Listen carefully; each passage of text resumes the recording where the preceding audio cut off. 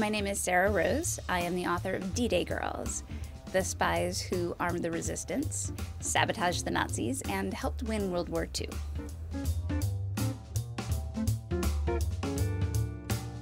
For my own vanity, the most important thing they could take away from my work is that the book is such a page-turner, they can't get their butt out of a chair until it's done.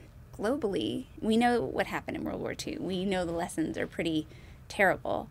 And we also are losing some of those lessons, I think, as the survivors die. So if this brings the war back for a generation that won't know survivors and won't know veterans, then we won't have to learn these lessons all over again. We won't have to reinvent what was a pretty horrific wheel. The very best thing about being an author is in the middle of a book.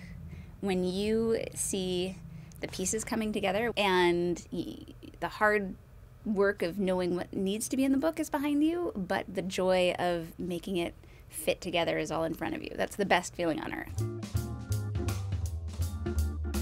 Books were always a part of my family life, and I felt it was a kind of special family time if you could get your parents to read to you after dinner and before bed. And it was always, for many years, it was all Dr. Seuss all the time.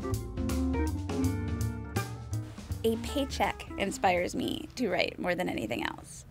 I really admire people who write when they're motivated, when there's nothing else. They write for their soul, they write for themselves. I have never done that. I've always written for money. That said, there is a second level of motivation that I wouldn't write if I didn't need to earn a living. But once I am writing, I am motivated by the real joy of being inside a text, being able to see a story come together.